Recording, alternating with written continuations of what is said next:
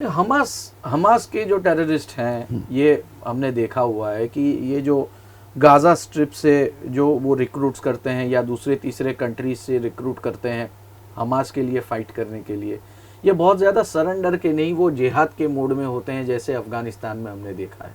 आप इस बात से सहमत हैं? हाँ या हाँ और ना दोनों एक साथ ही है।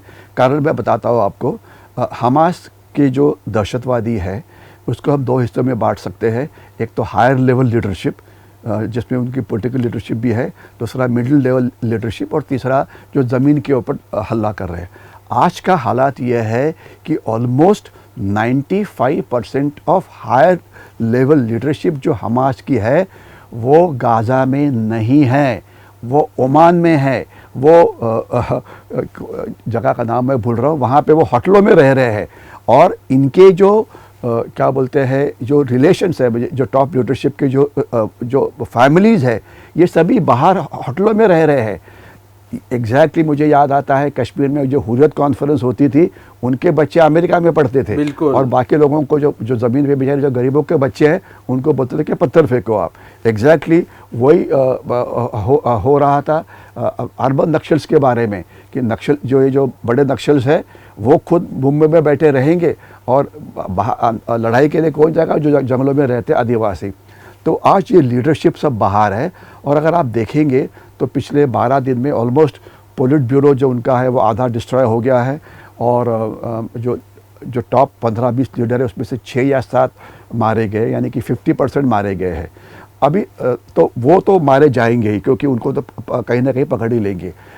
और जो अभी अंदर वाली जो लीडरशिप, गॉड मुझे याद आ रहा है, व्रत ऑफ गॉड शुरू किया था, उसके बाद 5 प्रधानमंत्री बदल गए, 4 या 5, 20 साल तक ऑपरेशन चला। और लेबनान में जो उसके आखिरी जो यासर अराफात के शैडो के रूप में माने जाते थे, उन्हें कार एक्सप्लोजिव करके मारा गया। तो इस तरह से उनका एक नया ऑपरेशन भी पूरी तरह से इनको समाप्त होने के लिए हो सकता है। ब्रिगेडियर साहब, एक इम्पॉर्टेंट सवाल अब यहाँ पर आता है कि हमने अब तक जो बात की वो बात की इजराइल के भूमि युद्ध के बारे में और पूरी की पूरी भूमिका के बारे में, विश्व युद्ध हो सकता है या नहीं इस बारे में। अब हम बात करना चाहेंगे भारत देश के स्टैंड को लेकर। इंडिया में लोकल पॉलिटिक्स भी गली गली तक पहुंच चुकी है इसको लेके। इंडिया का स्टैंड रशिया यूक्रेन वॉर में बहुत क्लियर है कि वो वॉर से बाहर है, लेकिन वो रशिया के पास से ऑयल ले रहा है, जिसकी वजह से यूक्रेन बार बार कहता है कि India can stop the war, India can stop buying oil. और जब बात आ जाती है पैलेस्टाइन और गाजा की, तो हमें 2 स्टैंड दिखाई देते हैं। एक स्टैंड दिखाई देता है प्रधानमंत्री नरेंद्र मोदी यानी कि मौजूदा भारत सरकार का, कि हम इजराइल के साथ खड़े हैं। और दूसरा स्टैंड इसके पहले की सरकारों का, जिन्होंने कहा था कि जो व्यक्ति जिस जमीन पे खड़ा है हम उसके मूलभूत यानी कि हम कहेंगे भूमिपुत्रों के साथ में खड़े हैं, जिसको लेकर अभी शरद पवार जी ने बयान दिया और बीजेपी की बहुत प्रतिक्रिया कड़ी आई। हम पॉलिटिक्स के बारे में कोई भी बात नहीं करेंगे यहाँ, हम सिर्फ बात करेंगे इंडिया के इंटरनेशनल रिलेशंस को लेकर। इंडिया ने जो स्टैंड लिया हुआ है इस समय इजराइल के साथ खड़े रहने का, ये स्टैंड इंटरनेशनल पॉलिटिक्स में इसका मूल्यांकन आने वाले समय में कैसा होगा, आपको क्या लगता है? देखिए, पहले तो मैं आपको करेक्ट करना चाहूँगा कि इंडिया इजराइल के साथ है, वो सही नहीं है। इंडिया देखिए, जब हम फॉरेन पॉलिसी की बात करते हैं उसमें अपना वाइट और ब्लैक ये 2 शेड्स नहीं होते हैं। उसमें ज़रूरी नहीं है कि अगर कोई लड़ाई हो रही है तो या तो आप इजराइल के साथ हैं या तो आप हमास के साथ हैं। आप हमास के साथ भी रह सकते हैं और इजराइल के साथ भी रह सकते हैं। आपके लिए इम्पॉर्टेंट यह है कि जो आपके देश के यानी कि भारत के जो नेशनल इंटरेस्ट है वो प्रोटेक्ट होनी चाहिए। आज का जो गवर्नमेंट, जो पॉलिटिशियंस के बारे में मैं बिल्कुल बात नहीं करना चाहूँगा, लेकिन ये सिंपल है कि हम इजराइल के साथ भी है और हम पैलेस्टीन के लोग हैं उनके साथ भी है। और इसके बारे में आपको शायद पता होगा कि पैलेस्टीन के जो प्रेसिडेंट है, अगर उनका नाम मुझे याद आ रहा है तो शायद वो मिस्टर अब्बास है, अगर मैंने नाम ठीक लिया है तो। उनके साथ अपने प्राइम मिनिस्टर साहब ने बातचीत भी की हुई है, वो हो गया है। पैलेस्टीन और हमास एक नहीं है। पैलेस्टीन के लोगों को ये दो जगह पे बांटे हुए, एक तो वेस्ट बैंक के ऊपर और दूसरा ये जो गाज़ा की स्ट्रिप है उसके ऊपर। गाज़ा में तकरीबन 20 लाख के आसपास ये माने जाते हैं उनकी संख्या, यहाँ पे काफ़ी ज़्यादा है। तो पैलेस्टीन के साथ हम है और हमने ये बोला है कि हम चाहते हैं कि पैलेस्टीन को ये एक अलग देश बनाना चाहिए। तो हमारी स्टैंड बड़ी क्लियर है। ये इस प्रकार का ये जो डिस्टॉर्शन किया जाता है उसको बिल्कुल ये नहीं देना। ये इसके साथ इसका कोई मतलब नहीं है। बिल्कुल जो हमने स्टैंड यूक्रेन वॉर के साथ लिया था, हम यूक्रेन के साथ भी है, हम रशिया के भी साथ है। किसने बोला है कि आप एक ही साइड में होने चाहिए? ऐसे नहीं होता आजकल, हम दोनों के साथ है। हम ये चाहते हैं कि ये जो हमास ने आज के हालात के बारे में, हमास ने जो दहशतवादी कृत्य किया है इसलिए उनको पनिशमेंट मिलनी चाहिए, जो बिल्कुल सही है। हमास जो पैलेस्टीन के जो इनोसेंट लोग हैं जो गाज़ा स्ट्रिप में, वो मार देनी चाहिए, वो हमने बोला हुआ है। और उसके बाद पैलेस्टीन को आज़ादी मिल के वो एक अलग कंट्री होना चाहिए, वो हमने बोला हुआ है। तो पॉलिसी बिल्कुल क्लियर है, उसमें कोई डाउट होना ही नहीं चाहिए। ये छोड़ दीजिए पुराने वाली बात, वो शब्द मैं स्ट्रॉन्ग वर्ड इस्तेमाल नहीं करना चाहता हूँ, उसके कारण कुछ और ही थे। बिल्कुल कोई जरूरत नहीं है कि या either you are with us और you are not with us, ऐसा कोई नहीं है। मिला के जो भारत का स्टैंड है वो बहुत ज्यादा क्लियर है। बिल्कुल, हम इजराइल के साथ में इसलिए खड़े हैं क्योंकि वो एक स्वतंत्र देश है, उस देश के ऊपर आतंकी हमला हुआ है। और हम पैलेस्टाइन के साथ इसलिए हैं क्योंकि पैलेस्टाइन वहां के भूमिपुत्र है और वहां की सरकार का सभी कोई समर्थन करते हैं, लेकिन टेररिस्ट अटैक का समर्थन नहीं करते। तो ये अब हमने जो बात की, ये तीसरे सवाल में हमने कवर किया है कि हम इंडिया के रिलेशंस को लेकर, लेकिन बहुत बड़े पैमाने पर अब इंटरनेशनल रिलेशंस अलग अलग परिप्रेक्ष्य में देखे जा रहे हैं। जैसे कि हमास और इजराइल का वॉर हुआ तो एक बात ऐसी आ रही है सामने कि चाइना और रशिया जो है वो एक दूसरे के नजदीक आ गए। चाइना ने कुछ समय पहले ही मिडिल ईस्ट में अपना जो पूरा का पूरा कूटनीति था उसको रीअलाइन किया, अरब कंट्रीज को करीब लाया। पहली बार ईरान और सऊदी अरब जो है उन दोनों के बीच में रिलेशन थोड़े से अच्छे हुए और इसमें चाइना का रोल जो है वो इम्पोर्टेंट माना जाता है।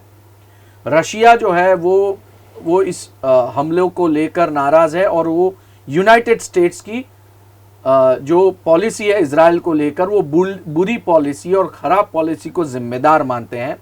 अरब कंट्रीज इस पूरे मामले में न्यूट्रल या चुप या फिर शांत दिख रहे हैं। ये चल क्या रहा है? कॉमन मैन को कुछ समझ नहीं आ रहा है।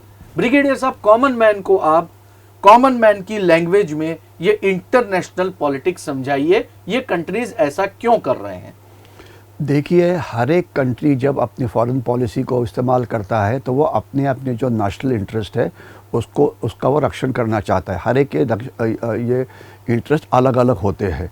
जब तक सवाल रशिया का है, मैं ज़्यादा बातचीत नहीं करूँगा क्योंकि रशिया को यूक्रेन वॉर लड़ने की जिसमें ताकत नहीं है तो उनका यहाँ पे स्टैंड कोई ज़्यादा महत्व का नहीं है। लेकिन वो चाइना के साथ मिले हुए हैं क्योंकि उनके साथ मिलने के लिए कोई तैयार है ही नहीं। तो वो Russia is a very minor player as far as this war is concern.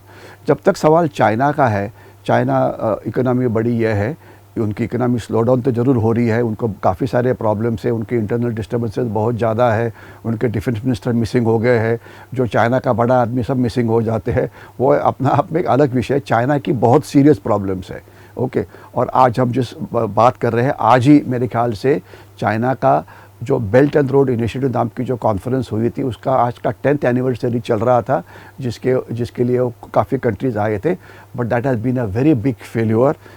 उसके बारे में हम कभी बात करेंगे। चाइना का स्टैंड इसके ऊपर क्या रहा हुआ है? चाइना ने पहले तो अपना जो दहशतवादी हमला है उसके क्या मतलब उन्होंने हमास का खंडन किया है कि आपने ये करना नहीं चाहिए था। और जब तक सवाल है इजराइल का, उन्होंने ये बोला है कि इजराइल अभी डिसप्रपोर्शनेट फोर्स का इस्तेमाल कर रहा है। डिसप्रपोर्शनेट कितना, ये अपने आप में एक ये राय है। हाँ, और वो रिलेटिव टर्म है, लेकिन यूरोप भी समवॉट बोल रहे हैं कि डिसप्रपोर्शनेट फोर्स इस्तेमाल मत करो। और इतना ही नहीं, तो जो बाइडन ने इजराइल को बोला है कि डिसप्रपोर्शनेट फोर्स इस्तेमाल मत करो, यानी कि यूरोप और शायद अमेरिका सोच रहा है कि इजराइल का खून अभी इतना उबला हुआ है कि वो डिस्प्रपोर्शनेट फोर्स इस्तेमाल करेंगे, तो इसलिए उसे वो कंट्रोल करना चाहता है। इसके ऊपर काफ़ी सारे एनालिसिस भी आया हुआ है। तो इसलिए अभी इजराइल यूरोप और जब तक सवाल है अमेरिका का, वो इजराइल को मदद ज़रूर करेंगे, लेकिन चाहते हैं वो कि गाज़ा ये हमास क्लियर होने के बाद उसको वापस छोड़ा जाए, जो कि इजराइल ने भी बोला है कि हमास को क्लियर करने के बाद हमारा गाज़ा के ऊपर राज्य करने का कोई इरादा नहीं है, हम वापस आ जाएंगे। ठीक है, सिर्फ हिंसा कम कर सकते हैं तो कम करना वो उनका ये है। और दूसरा, ये जो इंटरनेशनल लोग हैं वो चाहते हैं कि ये वॉर और एक्सटेंड नहीं होना चाहिए, नो एक्सटेंड नहीं होना चाहिए। इसमें अरब देशों का जो रोल है काफ़ी बड़ा है। इजराइल के साथ जिसकी बॉर्डर लगी हुई है, एक तो जॉर्डन है, उनका लड़ाई करने की हिम्मत नहीं है। दूसरा है सीरिया, वो अपने आपस में इतना फंसा, उनकी हिम्मत नहीं है। इजिप्ट जो है, इजिप्ट ने कैंप डेविड में समझौता किया हुआ है, और वो सबसे बड़ा वाइज देश है कि जिसने लड़ाई के बाद शांतता करवा ली इजराइल के साथ। वो अपने आप में कैंप 73 का योम किपुर वॉर और उसके बाद का कैंप डेविड, ये अपने आप में अलग विषय होगा कि जिसका हमने काफ़ी अभ्यास किया था। तो इजिप्ट लड़ाई में नहीं आएगा, ना सीरिया आएगा, ना जॉर्डन आएगा। जो आ सकता है, जो डर सबको है, वो है लेबनान।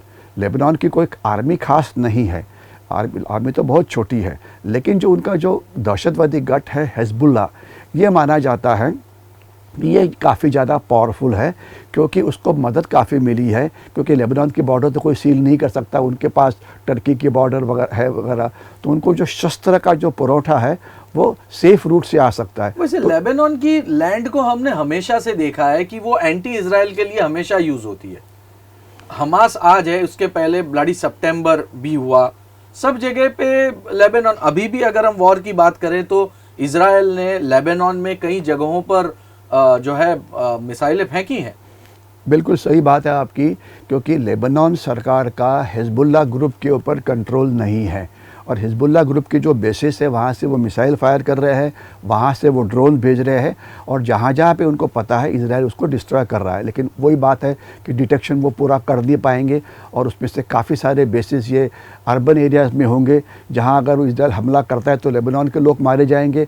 उसके बाद फिर वही बात सवाल होगी कि इतने सारे इनोसेंट लोग क्यों मारे गए, क्योंकि वो कट एंड ट्राई नहीं है वो। बिल्कुल। तो इसलिए यही वो अवॉइड करना चाहते हैं कि हिजबुल्लाह ग्रुप ने इसमें आना नहीं चाहिए। ठीक है, और इसमें एक और इनको खतरा ये लगता है कि क्या ईरान अपने मिसाइल्स का इस्तेमाल करके युद्ध में भाग ले सकता है। ईरान को कोई डायरेक्ट बॉर्डर नहीं है इजराइल के साथ या किसी के साथ भी, लेकिन मिसाइल्स तो कहीं पे भी जा सकता है।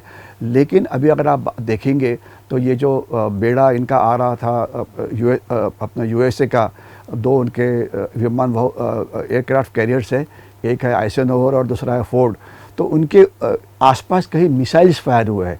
यानी कि ये माना जाता है कि ये मिसाइल शायद किसी दहशतवादी गठ ने ईरान से यूएसए के जो एयरक्राफ्ट कैरियर आ रहे हैं इसके ऊपर फायर किया। उन्होंने इजराइल के ऊपर फायर नहीं किया है, बल्कि फायर इसके ऊपर हुआ या उसके आसपास हुआ होगा।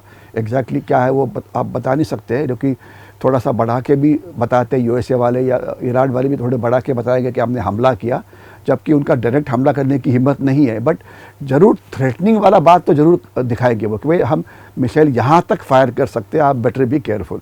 लेकिन ये जो बेड़े हैं ये काफ़ी, इनका एंटी एयरक्राफ्ट डिफेंस काफ़ी स्ट्रॉन्ग होता है, तो उसके साथ लड़ाई करना इतना आसान नहीं है। लेकिन आजकल एक बड़ी खतरनाक जो शस्त्र आया है उसका नाम है ड्रोन। जो ये ड्रोन वॉरफेयर है इस इलाके में आजकल बहुत ही बड़ा चल रहा है, और ड्रोन का ये एक अपने आप में अलग ही विषय हो सकता है। तो जिसको बोलते हैं सुइसाइड ड्रोन, ये अगर इसमें हिस्सा ले तो लड़ाई मतलब क्या होगा, सुइसाइड ड्रोन का एक झुंड 50-60 ड्रोन्स एकदम जाके आइसेनहोवर के ऊपर हमला करते हैं। तो अगर 50 हमला करेंगे तो समझो 30-40 तो शूट डाउन हो जाएंगे, लेकिन 10 तो शायद अंदर पहुंच सकते हैं। जैसे आयरन डोम का हाल हो गया कि इतने ज़्यादा मिसाइल फायर हो गए कि कुछ तो अंदर घुस ही गए ना। बिल्कुल। तो वैसे यहाँ हो सकता है। और अगर इनका डैमेज वेपन ये डैमेज होता है तो फिर क्या होगा। तो जब आप युद्ध की बात कर रहे थे कि युद्ध होगा कि नहीं, फिर यूएस की रिएक्शन क्या होगी, यूरोप की रिएक्शन क्या होगी। तो ये सब ग्रे एरियाज है कि ये होगा तो क्या होगा, वो होगा जो तो क्या और तो के ऊपर आधारित है। आधारित। जैसे यूएस का जब बेड़ा आ रहा था उसके आसपास कुछ मिसाइल्स गिरी, ऐसी ही मिसाइल्स जो है वो गाजा के अस्पताल पर भी गिरी। तो ये पूरे जोन में गोस्ट मिसाइल्स कई सारी। देखिए मिसाइल का क्या होता है कि मिसाइल के काफ़ी सारे प्रकार होते हैं और उसमें से मैं एक मिसाइल का नाम बोलना चाहूँगा जिसको बोलते हैं हाइपरसोनिक मिसाइल या जिसको बोलते हैं क्रूज़ मिसाइल। ये काफ़ी ज़मीन से नीचे से जाते हैं, बहुत लो लेवल से आते हैं, जिससे डिटेक्ट करना ये जो अपना रडार है या जो आपके आयरन डोम वगैरह जो सिस्टम्स है उससे काफ़ी डिफ़िकल्ट हो जाता है।